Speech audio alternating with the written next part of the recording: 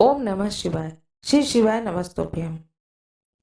आज मैं आप लोगों को कथा सुनाने जा रही हूँ, सोमवार की व्रत कथा।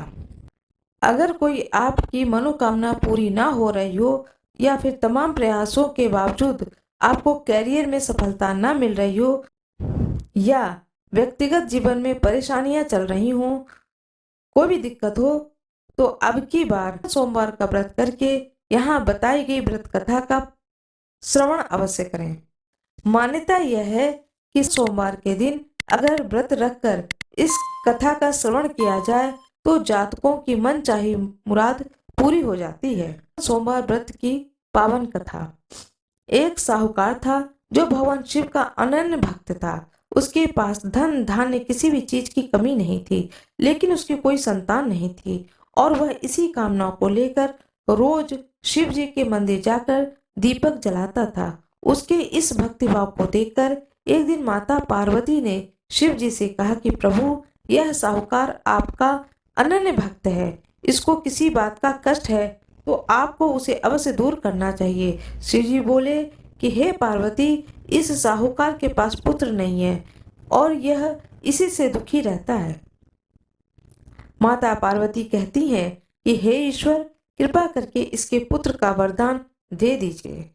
तब भोलेनाथ ने कहा कि हे पार्वती, साहूकार के भाग्य में पुत्र का योग नहीं है। ऐसे में अगर इसे पुत्र प्राप्ति का वरदान मिल भी गया तो वह केवल 12 वर्ष की आयु तक ही जीवित रहेगा।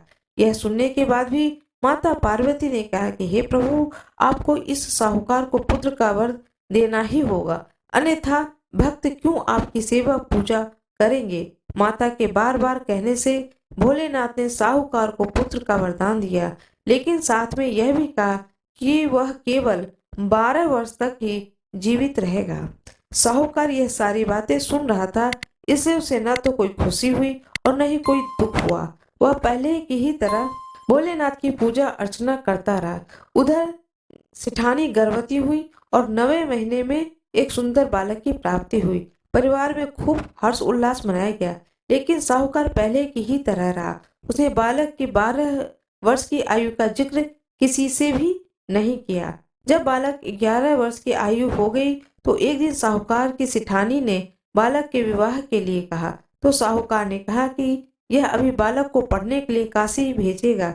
इसके बाद उसने बालक के मामा जी को बुलाया और कहा कि इसे काशी पढ़ने के लिए ले जाओ और रास्ते में जिस भी स्थान पर रुकना वहां यज्ञ करते और ब्राह्मणों को भोजन कराते हुए आगे बढ़ना। उन्होंने इसी तरह करते हुए जा रहे थे कि रास्ते में एक राजकुमारी का विवाह था। जिससे उसका विवाह होना था वह एक आंख से काना था। उसके पिता ने जब अति सुंदर साहूकार के बेटे को देखा तो उसके मन में आया कि क्यों न इसी से घोड़ी पर बिठाकर शादी के सारे कार्य संपन्न करा लिए जाएं। तो उन्होंने मामा से बात की और कहा कि इसके बदले में वह अथाह धन देंगे, तो वह राजी हो गया।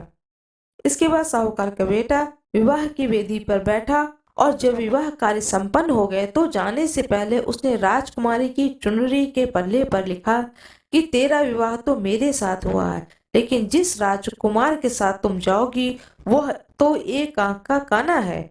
उधर जब राजकुमार ने अपनी चुनरी पर यह लिखा हुआ पाया तो उसने राजकुमार के साथ जाने से मना कर दिया। तो राजा ने भी अपनी पुत्री को बारात के साथ विदा नहीं किया। बारात वापस लौट गई। उधर मामा और भांजे काशी पहुंच गए थे। एक दिन जब मामा ने यज्ञ रखा और भांजा बहुत देर तक बाहर नहीं आया तो मामा ने अंदर जाकर देखा तो भांजे के प्राण निकल चुके थे। वह बहुत परेशान हुए, लेकिन सोचा कि अभी रोना पीटना मचाया तो ब्राह्मण चले जाएंगे और यज्ञ का कार्य अधूरा रह जाएगा। जब यज्ञ संपन्न हुआ तो मामा ने रोना पीटना शुरू किया। उसी समय शिव पार्वती जी उधर से जा रहे थे। माता पार्वती ने शिव जी से पूछा कि हे प्रभु, यह कौन रो रहा है। तभी उन्हें पता चलता है कि यह तो भोलेनाथ के आशीर्वाद से जन्मा साहूकार का पुत्र है। तब माता पार्वती कहती है कि हे स्वामी, इसे जीवित कर दे, अन्यथा रोते रोते इसके माता पिता के तो प्राण ही निकल जाएंगे।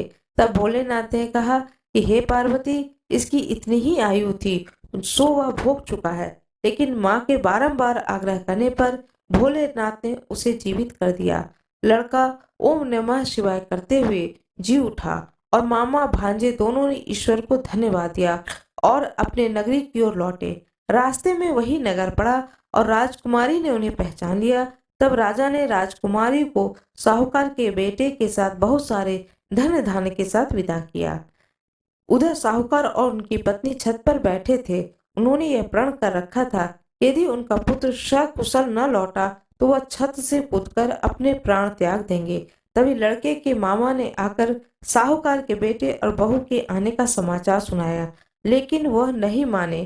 तो मामा ने शपथ पूर्वक कहा। तब दोनों को विश्वास हुआ और दोनों ने अपने बेटे बहू का स्वागत किया। उसी रात साहूकार को स्वप्न में शिवजी ने दर्शन दिया और कहा कि तुम्हारे पूजन से मैं प्रसन्न हुआ हूँ। इसी प्रकार जो भी व्यक्ति इस कथा को पढ़ेगा या सुनेगा उसके समस्त दुख दूर हो जाएंगे और मनोवांछित सभी कामनाओं की पूर्ति होगी। ओम नमः शिवाय। मेरा ये वीडियो कैसा लगा कमेंट बॉक्स में अवश्य बताएं। वीडियो को लाइक करें, चैनल को सब्सक्राइब करें। धन्यवाद।